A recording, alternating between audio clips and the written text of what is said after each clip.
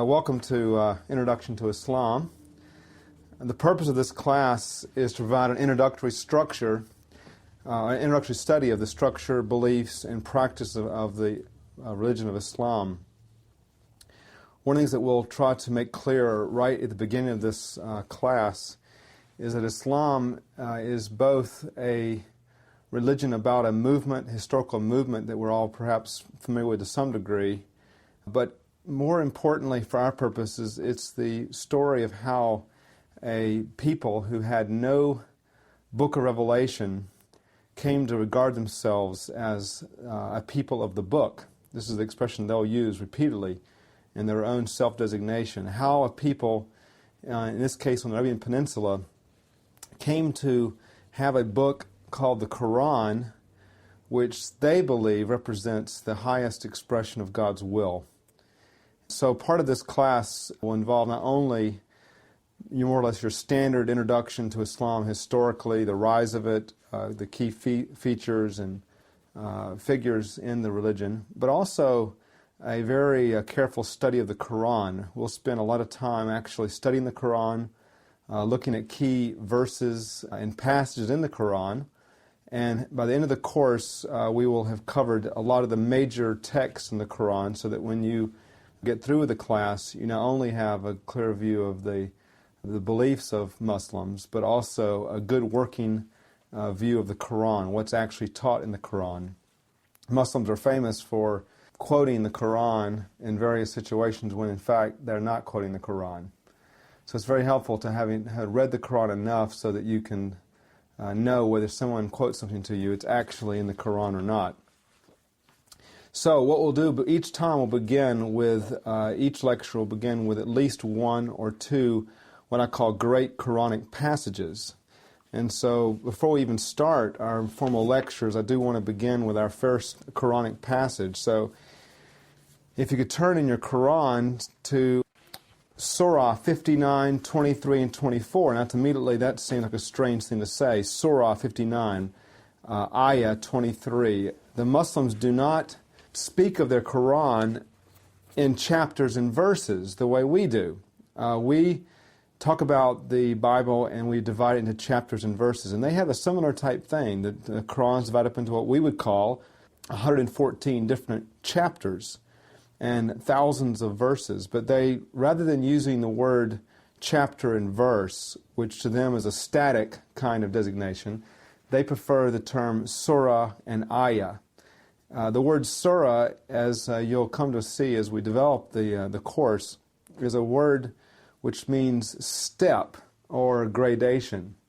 And so it basically has the idea that every time you recite a chapter of the Quran, you are moving one step closer to Allah, to God. Every verse is called an ayah, which means a sign or a pointer. And so every verse is a pointer toward Allah. And so the Muslims actually envision the Quran in the language, the way they talk about the Quran, rather than using a word like chapter and verse, which is more static, they use the word surah and ayah, which is more dynamic, more mobile. It has the believer, as they read, actually moving closer to Allah. Therefore, it's appropriate to open with Surah 59, 23, 24, in the way that we begin as our first great Quranic passage, because this actually reveals one of the key themes in the Quran, which is Allah Himself. This is one of the things that will be repeatedly exalted throughout the Quran, is the nature and the character of Allah.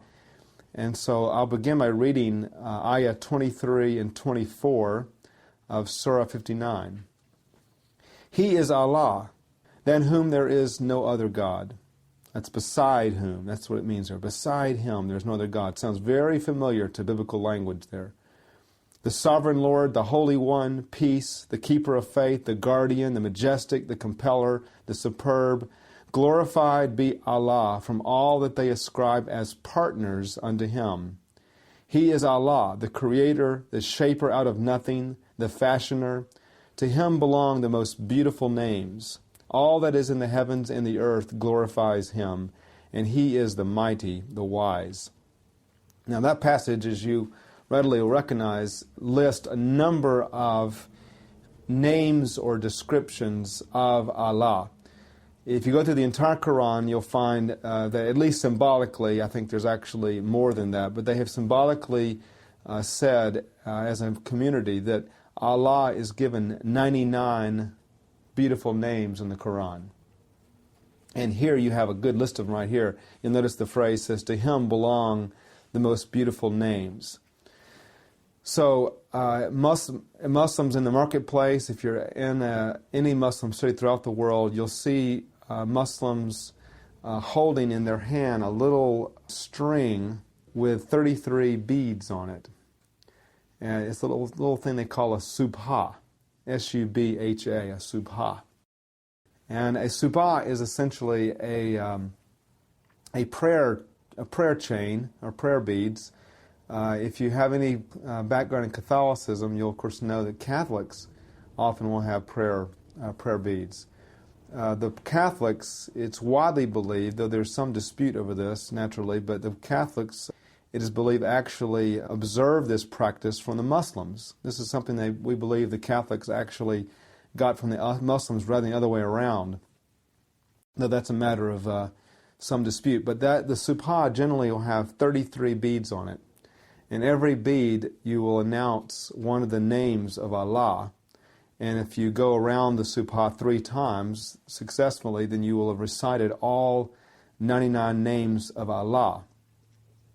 So this is one of the main texts which they cite to support the doctrine of the 99 beautiful names of Allah, particularly this phrase in the 24th ayah, "To Him belong the most beautiful names." Now you may wonder, why 99? Why not 100? Why not 50, whatever? Well, you have to know a little bit of Arabic. Everybody here will learn a little bit of Arabic right now. Arabic numbers. If you look at your hand, unless you have an unusual hand, you should find in your hand one line that goes straight up, and then one little figure that looks like a hat or a upside down V. Do you see that? The single line is the number 1 in Arabic. The upside down V, little triangular shape there, is the number 8. So actually they would say that everybody has the number 18 written on their hand. If you look at your other hand, of course, it's an exact reverse. And you have on the left-hand side, you have the upside-down V, then you have the straight line. If you add 18 and 81, what do you get? 99. Okay? So they believe that symbolically, everybody has the numbers 18, 81 on their hand, represents 99, and that Allah has actually inscribed Himself on to the palms of our hands, and it's a theological point that Muslims make. Of course, this, from my point of view, is quite remarkable in the sense that the prophets in the Old Testament make the observation that, in fact, it is we who are inscribed on the hands of Yahweh, just citing His love for us. So that says a lot about the differences right away between Islam and Christianity.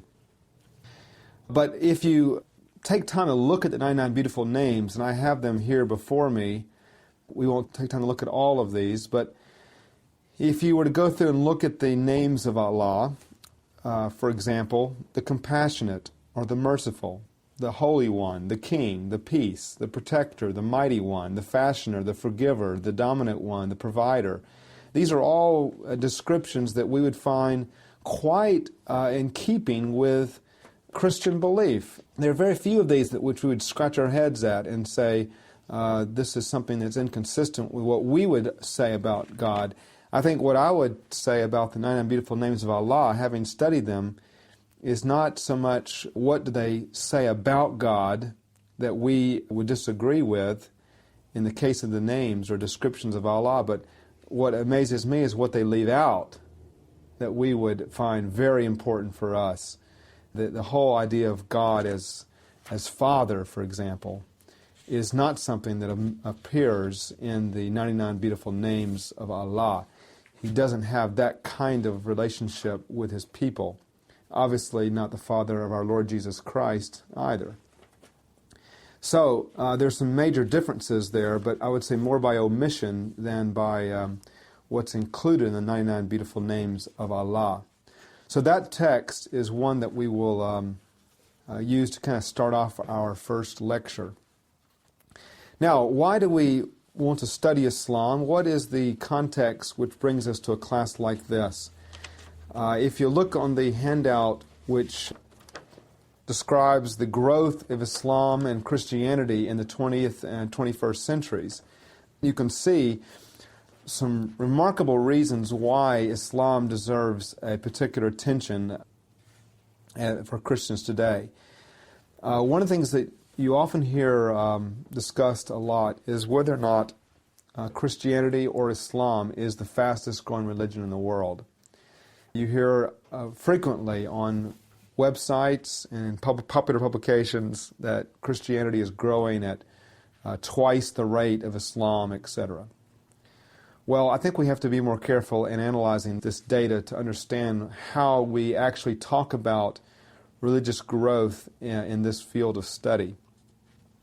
In point of fact, when you talk about the growth rate of a movement that involves the world population, you have to address it not by asking what is the numerical growth of Christianity versus Islam versus Hinduism or Buddhism. If you ask the question numerically, then you're almost always going to be led astray, because numerical growth does not take into consideration the fact that the world itself is exploding with growth. So if you had a room full of 100 people and 5 of them were Gordon Conwell students, and you wanted to see if you could get the growth rate to go from 5 to 10, it would make perfect sense to count numbers. If you came back a year later and they had the same 100 people, but now 10 of them were Gordon Conwell students, you could say, well, we've gone from 5% to 10% of this room. But what if you had 5 people in the room that were Gordon Conwell students, there were 100 people in the room, you came back a year later and you had grown to 10, but now the room had 1,000 people in it. It changes the whole dynamic about how you look at that number, because the growth rate of the world is growing so rapidly that in order to maintain a percentage of the world, one has to grow at a tremendous numerical rate in order to keep up with world population growth. So, for example, in just the 20th century, the world grew numerically from 1.6 billion to 6 billion. That's a tremendous growth of the world population rate. Christianity, during that same time frame, went from 558 million in 1900 to 2 billion in the year 2000. So that's a tremendous growth rate numerically for Christianity. But if you actually divide up the numbers and ask what percent of people in the world called themselves Christians in 1900, the number is 34.4%. So a little over a third of the world called themselves Christians in the year 1900.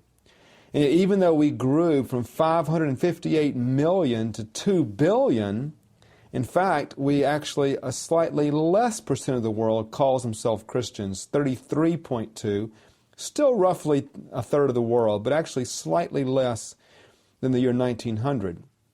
So even though you could say, well, we've grown by 400%, in fact, we've only maintained and even lost the percent that we had when you actually factor in the growth of world population. So in order for a religion just to maintain its status, in the case of Christianity, we would have to have grown by 1.5 billion members just to maintain our 34% of the world. Islam, on the other hand, started the 1900 with roughly 12.35% of the world. That is almost identical, interestingly, to the percentage of Hindus in the world in the year 1900. Both Islam and Hinduism started out 1900 at 12% of the world, 12.3, 12.5. But by the year 2000, Islam had grown from 12% of the world to 20% of the world called themselves Muslims. whereas Hinduism had gone from only 12.5% to 13%, only a 0.5% growth. So the result is, when you look at the growth rate of Islam, it's actually grown by almost 8% over world population growth. And when you look at that figure, you begin to recognize the truly remarkable growth of Islam, even compared with Christianity and other religions in the 20th century. So the bottom line behind all of this is that Islam is, in fact, the fastest growing religion in the world, and I think the numbers, when analyzed properly, back that up. So that means that we do have to take very seriously the growth of Islam as a global movement, because it is not something that is in any way in a declining state around the world. Okay, some other reasons why we should study Islam. I've noted on the handout several reasons why we should study Islam. First of all, it is crucial to our obedience to the Great Commission. The Great Commission commands us to go into all the world and preach the gospel to every creature, make disciples of all nations. In order to do that, it cannot be done without penetrating the bastions of Hinduism, Buddhism, and Islam throughout the world. If you look at the world from a nation point of view, biblical nation is not what we call a nation. When we refer to the word nation, we often refer to a political unit, and there are currently around 240, 250 political units in the world today that we call countries or nations. But biblically, the word ethne or nation refers to ethnic groups. And the Bible actually is commanding us to go and plant churches and preach the gospel and disciple people in all of the ethnic groups of the world. So considering the fact that we have roughly 24,000 ethnic groups in the world today, then we recognize that the Great Commission is a very powerful and far-encompassing command indeed. So when you ask yourself, how many people groups in the world, how many ethnic nations belong to Islam, the answer comes out to roughly around 4,000 people groups in the world today. 4,000 ethnic groups currently belong to Islam. In the 1040 window, this area from 10 degrees north to 40 degrees north of the equator, that represents 900 million Muslims fall in that area of the world. So, in order to fulfill the Great Commission, we cannot assume that there are millions of people out there who are just waiting to receive the Christian gospel and are in kind of a spiritual no man's land. If you actually look at the global situation and you ask, especially 1040 window, you ask, where are the non-Christians, what is their status, you'll find that invariably, with only a few exceptions, that most of the 10,000 unreached people groups already belong to another world religion. Again, 4,000 of these are Muslims. So we cannot realistically strategize to present the gospel to them without taking into account that they are already members of a world religion. They already belong to Islam, and therefore they would need to be addressed within that context. And Muslims, by virtue of that, already have certain predispositions regarding what Christianity is and attitudes about Christianity.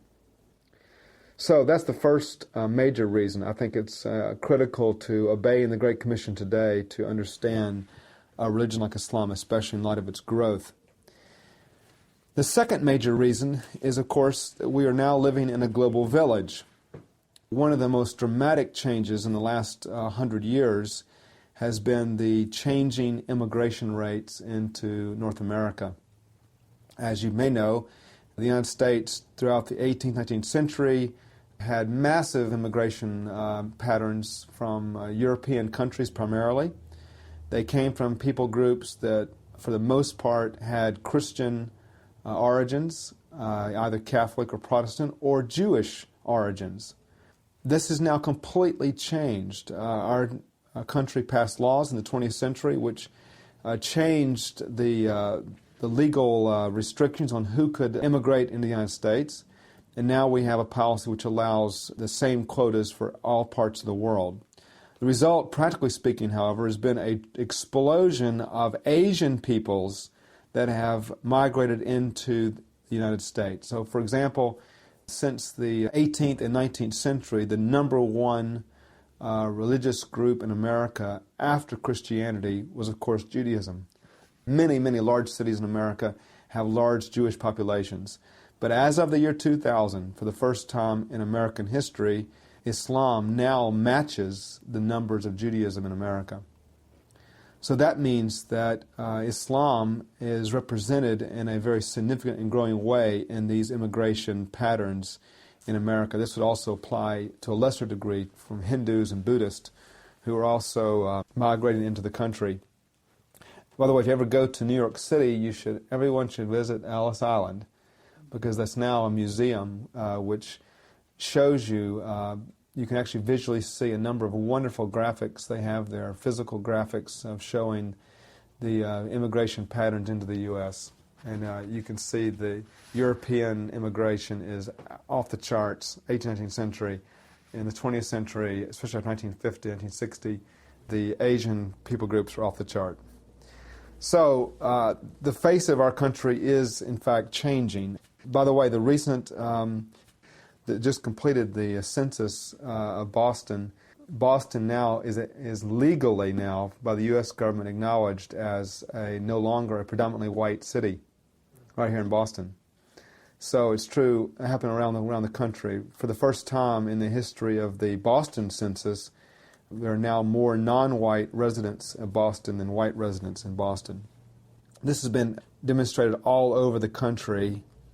And so what that means, therefore, is that Islam is no longer something that is way over there somewhere in a place like Africa or the Middle East, Indonesia.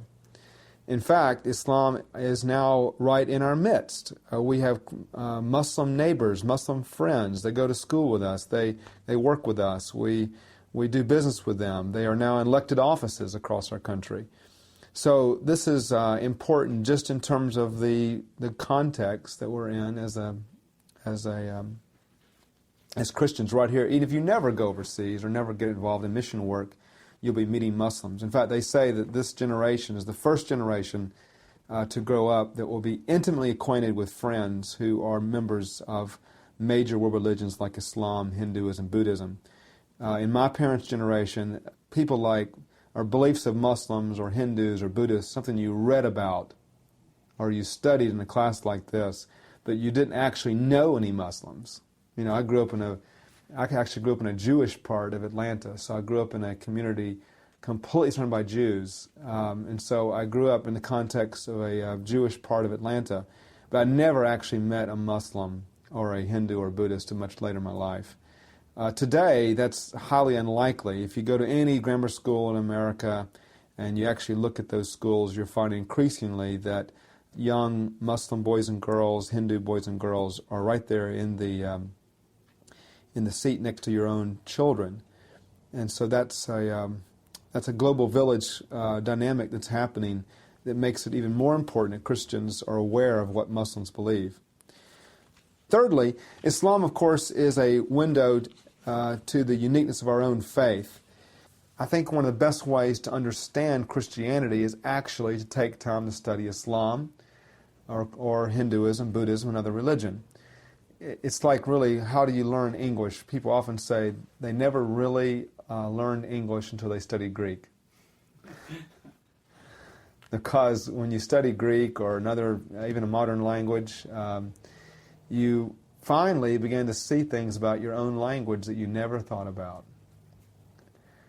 So it is really true. You don't really know English until you learn a second language. And it's the same way with Christianity. You don't really understand Christianity, in my view, until you understand another religion.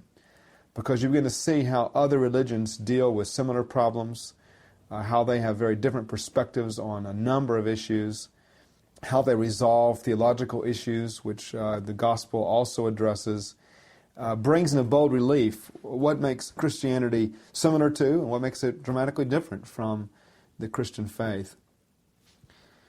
Fourth and finally, we need to study Islam because it has been a highly misunderstood and feared religion in the West almost from its inception. If you know the history of the Islamic advance, as we'll explore later in the class, but you'll know that in the 7th century, Islam literally just exploded out of the Arabian Peninsula and marched forth, heading up a massive military advance of Islam that took eventually the heart of the Christian world, which at that time was North Africa, and then eventually took what is now we call the Holy Land, the whole cradle of Christianity. It took over eventually the whole of the Paul's missionary journeys, the northern Mediterranean basin, eventually crossing over from North Africa into Europe and right into the heart of Europe itself, and eventually was stopped at the Battle of Tours by Charles Martel. But that advance of Islam, what they call the 100 glorious years of their expanse, which was never really turned back, in fact, to this day has not been turned back in many ways in much of that part of the world. That created a lot of fear in Christians, because many Christians at that time period believed it would be impossible for Muslims to take Jerusalem, for example. That's the Holy Land. It was impossible to take Constantinople and other very famous Christian cities. Well, these cities, one by one, fell to Islam. So there developed in the Western world a lot of fear about Islam and what it represented for Christianity. This later gave rise to the Crusades, which was a military response to Islam, to try to defeat Islam militarily. It's a disastrous chapter in our history, but motivated largely out of fear. The Muslims also controlled the shipping lanes of the Mediterranean for centuries, and they cut off the Silk Route, which connected the East and West. So because of that, Christians didn't know what Muslims were doing. There was a lot of lack of information, and so there's a lot of fear involved.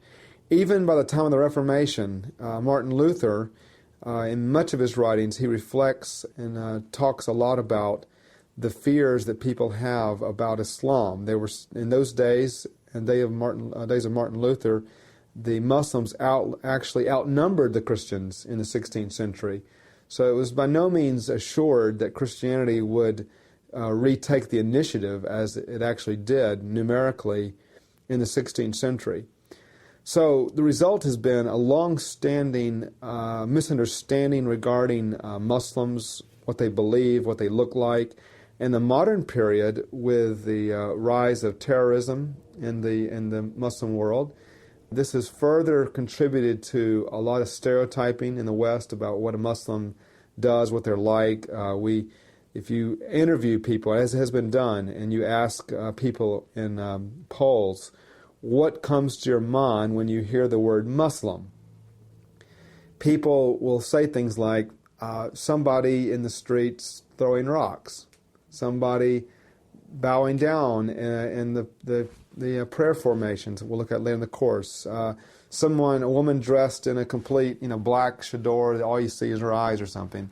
All these images, generally taken from the Arab world, are brought out. Maybe some sheik out in a desert with a camel or something, juxtaposed in front of an oil rig or something. These are the kind of images that are conjured up in people's minds.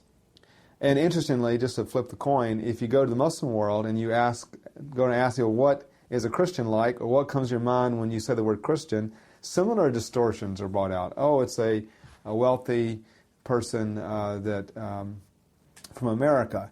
It is a woman who has very loose morals, is widely believed perception of what a Christian woman is because of the dress patterns that they observe from the East. So it goes both ways. So it may be quite a surprise to you if you know, as you should in this class, that in fact the Arab Muslims represent the vast majority of Muslims in the world. There are far more non-Arab Muslims in the world than Arab Muslims. And so you have to break out of a lot of the Middle East stereotypes regarding what Muslims look like and what kind of dress they have. The largest Muslim country in the world is actually Indonesia, with 175 million Muslims. Bangladesh, 115 million Muslims. Nigeria, 120 million Muslims. 100 million Muslims in Pakistan. These are dramatic numbers as opposed to a place like Kuwait, which only has 1 million Muslims. There are far more Muslims in the United Kingdom than there are in Kuwait, for example. The United Kingdom has probably 1.5 million Muslims. Kuwait, only 1 million. So you have to rethink what Muslims look like culturally. Of course, Iran, a major Muslim country, is not Arab. Iranians are, of course, Persian people group. So even in the Middle East, you cannot put the tag of Arab on Muslims.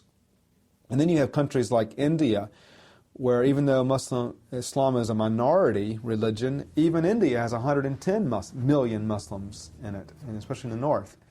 So you have a lot of Muslims in places like that. In China, 90 million Muslims in China, 85 million Muslims in Russia. So the vast majority of Muslims actually live outside the Arab world and even the strict confines of what we call the Middle East. So because of that, we have to realize that Muslims are all over the world. They are deeply embedded in the cultures of many African people groups, especially in the eastern portion of sub-Saharan Africa and north of the Sahara.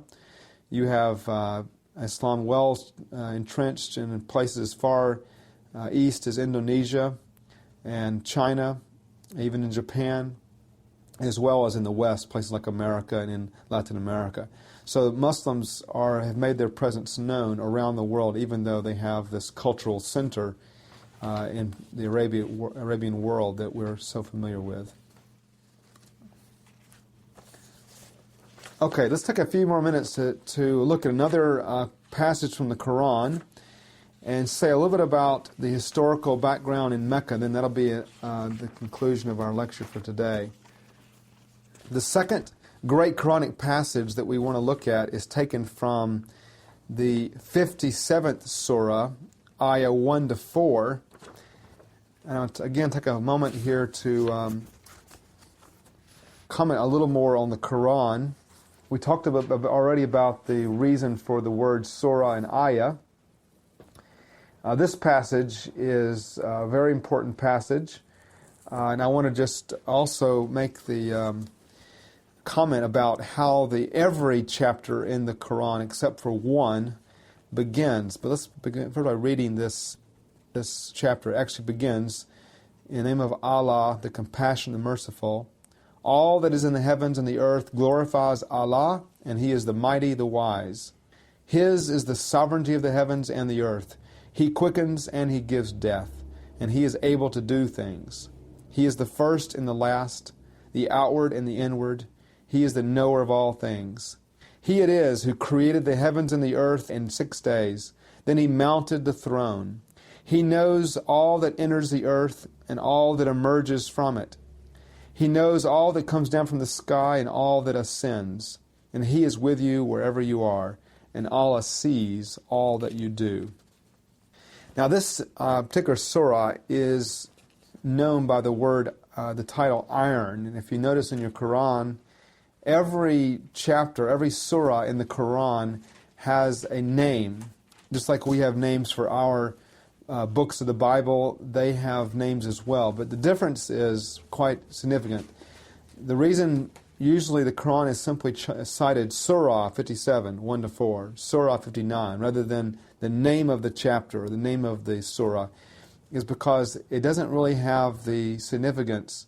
If we say, for example, 1 Corinthians, that says something to us because it means that's the place where the letter was addressed. Or we talk about 1 Kings or Genesis. Those kind of things carry significance for us in terms of identifying the book. In the case of the Quran, the title is usually based not on a major theme of the book, the way we would do, but rather usually on something that is very insignificant in the chapter, that is unique to the chapter usually because it was done to help the memorization process. And so certain things that were maybe unusual about the Quran and that chapter, or certain themes, that would generally become the heading of the chapter. So it is not that often that you see it referred to in those official names. That's something that more for the purpose of memorization, which is very important, by the way, in the Muslim world, that students, young boys, if you're in a country that's governed by a Muslim law, they will send their children to Islamic schools where from the very beginning they begin to learn certain surahs of the Quran as children. And they will do just exactly as we're doing. They actually will begin by learning certain key ones, like Surah 59, Surah 57, and they'll memorize those. And by the time they graduate, they will know a vast amount of the Quran by heart. And many Muslim boys have memorized the entire Quran when they graduate. And I have sat, when I was in Pakistan, I have sat in tents while the fathers of these children would proudly call their son into the tent. And he would stand there and he would recite the Quran chapter after chapter after chapter until finally we had to say, stop. We believe you. When the poor boy was going to go all through 114 chapters, after about the third or fourth chapter, we said, we believe you, okay? Let's now have tea. But it's a very, very important thing and a point of pride in many parts of the Muslim world. So the memorization things are quite important. Another thing you'll notice about your Quran is that every chapter begins exactly the same, usually italicized above the first verse or ayah, and that is the expression, in the name of Allah, the compassionate, the merciful. In the Arabic, it's the word Bismillah, Irrahim, Irrahim. It means, in the name of Allah, the compassionate, the merciful. But that brings up this term on our term sheet, that is known as the Bismillah. That is the name of this formula, in the name of Allah, the compassionate, the merciful. That is the head of every chapter of the Quran, including this one, and therefore it is an important term to be aware of, because it is probably one of the most familiar phrases in Arabic that you'll ever hear in the Muslim world, is what's called the Bismillah. For a remarkable interesting note, there's only one surah in the entire Quran that does not begin with the Bismillah, and that is Surah number 9. You can only imagine all of the points of debate about why it is not at the head of the 9th surah. The simplest reason is often that people believe that it originally was a part of the 8th surah, and therefore which is a continuation of the 8th surah. But there are many other people who have all kinds of theological reasons why it does not appear at the 9th surah. But that is the only exception. Of the 114 surahs, all of them begin with the Bismillah.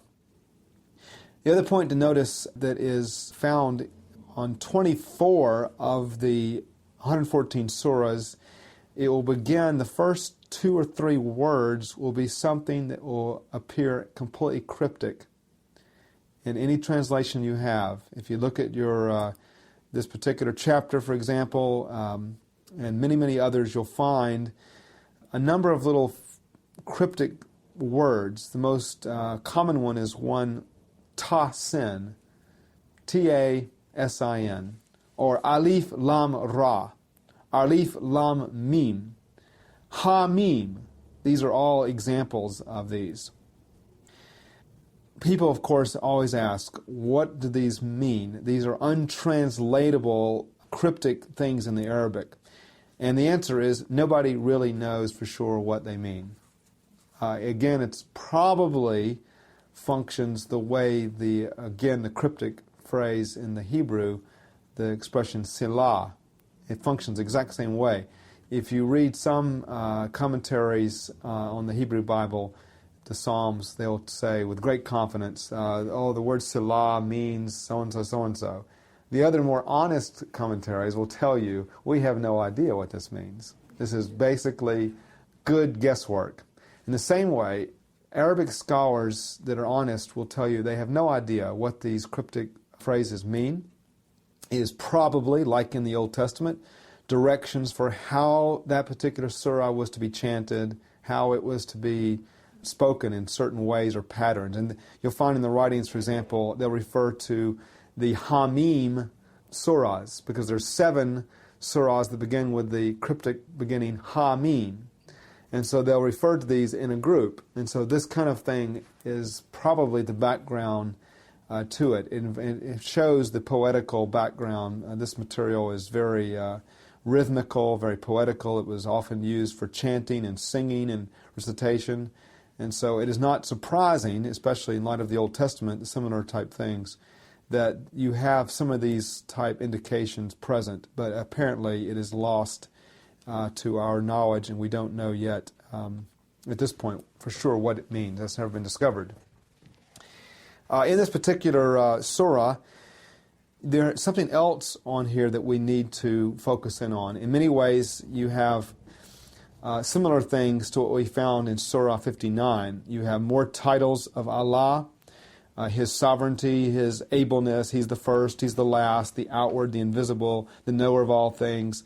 And so the first 2 ayahs are very familiar to what we've already seen in Surah 59. This is typical of many surahs in the Quran, where they will begin to go on these utterances which give praise to Allah for His many qualities. So that's all familiar to us. In ayah 4, we find a very unique phrase here. He it is who created the heavens and the earth in 6 days.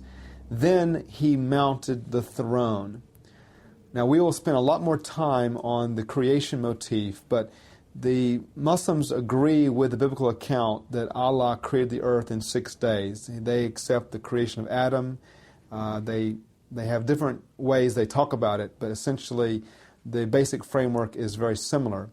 But in the case of the Quran, they add this expression, then He mounted the throne, which over time has become a doctrine in Islam, the enthronement doctrine, which says that once Allah created the world, then He was enthroned, and He will not and cannot come down from His throne. Which is why in the Surah 59, if you recall, one of the phrases in Surah 59 was that Allah is one that you cannot ascribe a partner to. A partner is their way of speaking of the incarnation or any kind of manifestation of God on earth. They call this a partner.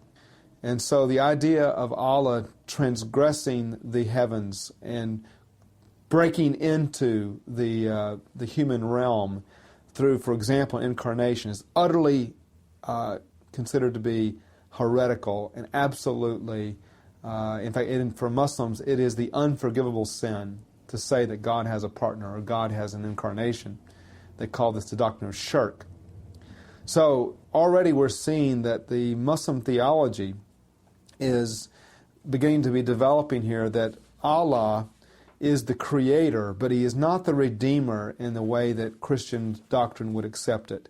Many similarities, but dramatic differences in terms of how does God or how can God continue to interact with His people through visitation, through incarnation, through prophets, through in what way can God speak.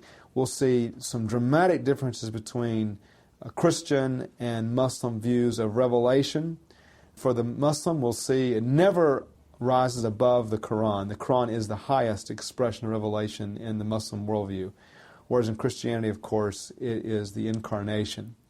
And that is a fundamental difference between Islam and Christianity. And that actually is rooted back in part to this doctrine of enthronement, which is taught in Surah 57. Also, you'll find this in Surah 25, Ayah 58. You'll find this in Surah 2, Ayah 29, Surah 32, Ayah 4, Surah 10, Ayah 4, and Surah 2, Ayah 255. These and many other passages, there's actually several others as well, all speak about this enthronement idea, which has created a doctrinal idea that Allah cannot leave His throne.